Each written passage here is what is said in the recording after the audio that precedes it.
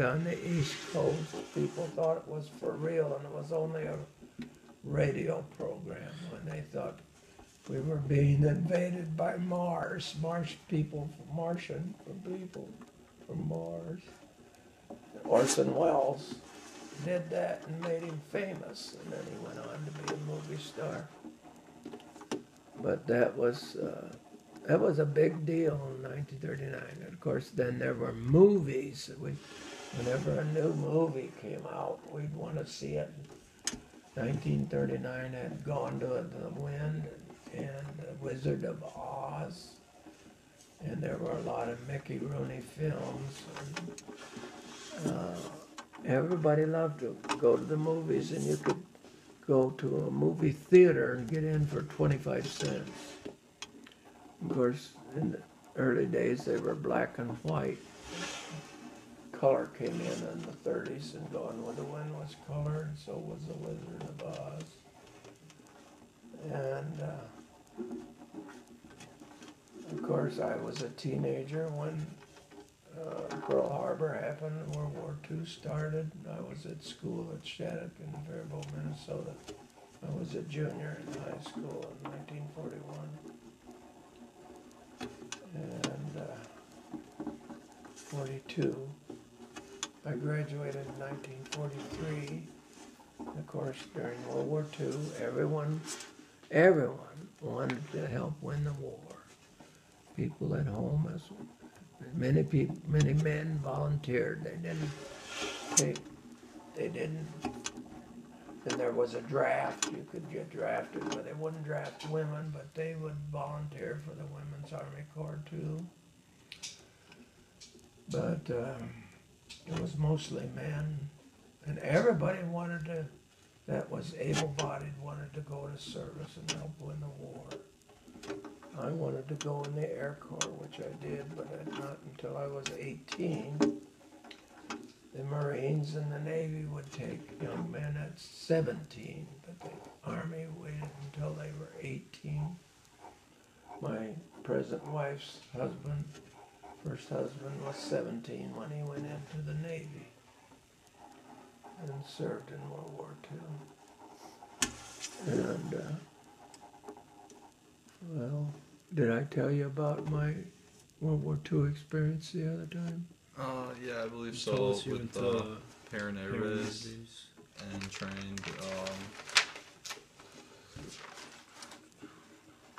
Wanted to go to pre-flight.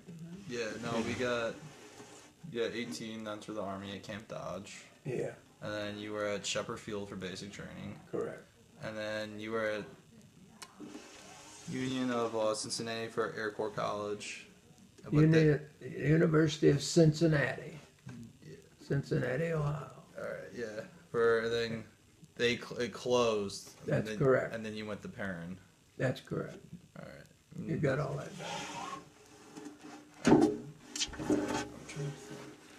So what are the other questions you have today? What were all your kids' names? Kids and grandkids' names. Okay, we'll start with my oldest son is James Warren Dane. When I was in the Army, my two closest friends were James Hutchin, H-U-T-C-H-E-O-N, and Warren Heath. And Warren Heath was the first one of a trio to get married, so my friend Jim and I sent him a telegram to name the first one Jimmy Joe after the two of us. They called me Joe in the Army. That was my nickname. And he did. So when my first one was born, I named him James Warren after those two men. The only problem was when Jim Hutchin got married, he named his son Jeff. He didn't carry on the tradition. So anyway, that's my oldest son. Now, Jim Dane is married to Ruth, and they have one daughter, Jane Jennifer. They call her JJ. They've called her JJ all her life. JJ grew up and graduated from Iowa and married Eric Severson.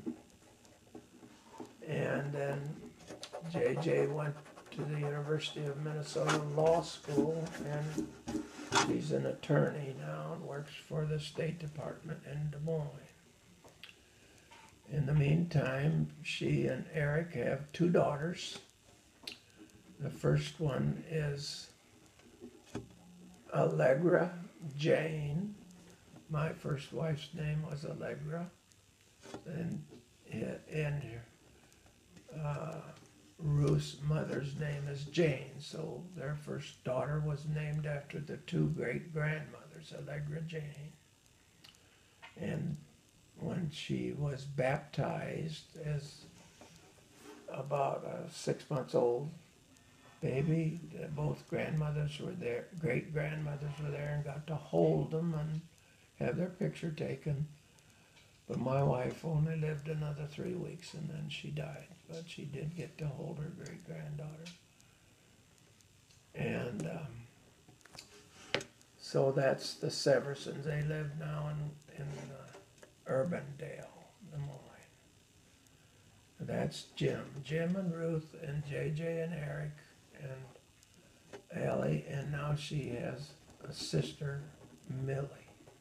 I have 5 great-granddaughters, all of them.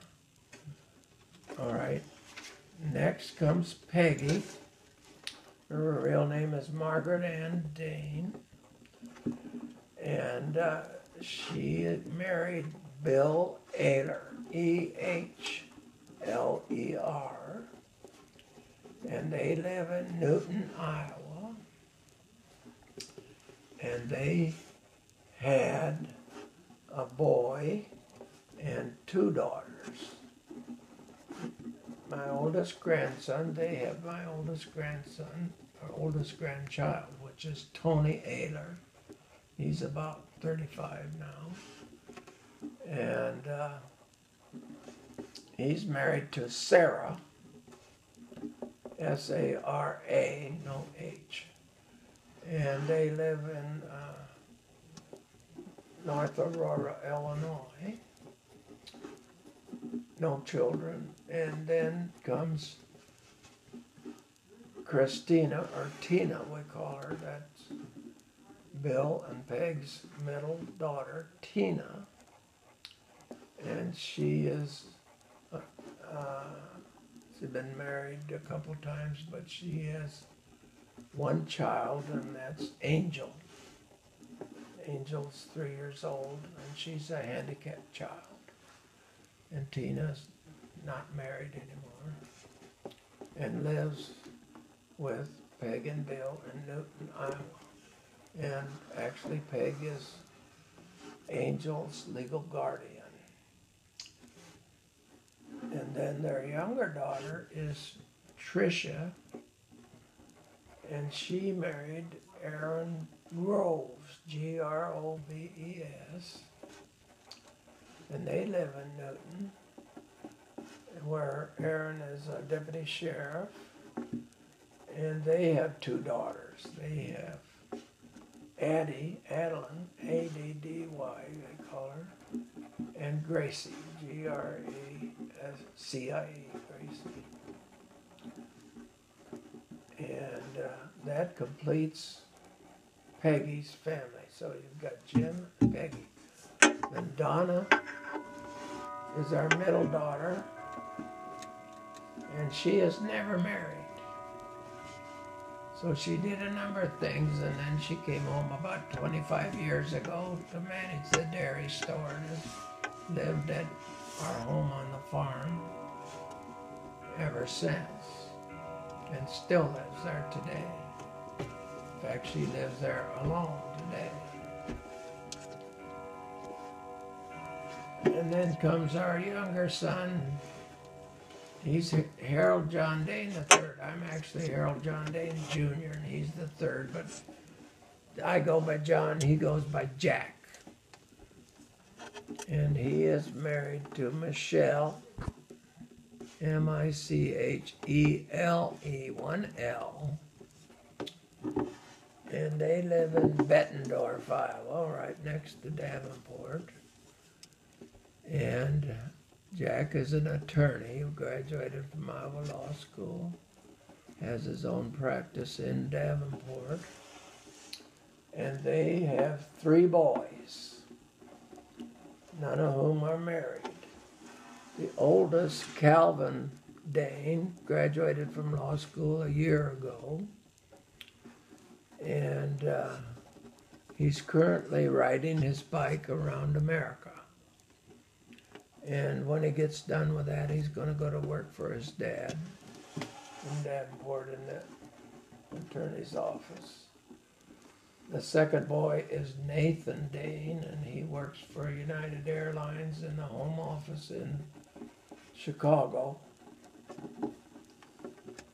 and lives in Chicago. And the third son is Adam Dane, and he's currently in graduate school at Iowa. He graduated from Loras College in Decorah, and is currently in graduate school at Iowa State University at Ames. And that completes Jack's family. Our youngest daughter and final youngest child is Helen, and she goes by Helen Dane. She graduated from Iowa State and veterinarian school in 1982, and goes by Dr. Helen Dane, and owns a veterinary hospital in Wheaton, Illinois. And she is married to Roger Holley, Hohle, and he's an engineer, and they have a residence in Bayview, Idaho also, as well as Illinois, which they use a lot. In fact, Roger lives there and Helen lives in Wheaton, actually Aurora, Illinois, when she's running the hospital. They have 2 children. The oldest is Max, and he is currently working, he's got a couple years of college in. And their younger daughter is Ray, R-A-E, Ray Holley, and she's a sophomore at McAllister College in St. Paul, Minnesota, and she wants to be a doctor, a medical doctor. So that's the family. So one of your kids actually got her doctorate then? Yeah, Helen is a doctor, veterinarian. That's something else. And you said your full actual name is Harold John Dane Jr. My dad was Harold John Dane Sr., and he went by Hal. They called him Hal Dane. And we named the farm Hal Dane Farm, all one word, Hal Dane. Still call it Hal Dane Farm. And so I went by John. And when Jack came along, he called him Jack.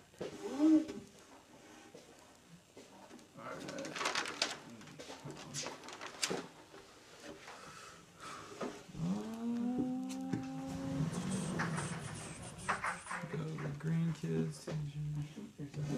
So, when did you decide that you were always running the farm and you still contribute to the farm? When did you decide that it was time for you to leave the farm? And you said your daughter lives there now. When did you decide? Well, if you want to know when I retired, that's a good question. My son came home from service, Jim Dane, and joined me in the farm in 1978, I think it was, or 79, 78. So we farmed together for a number of years. The most acre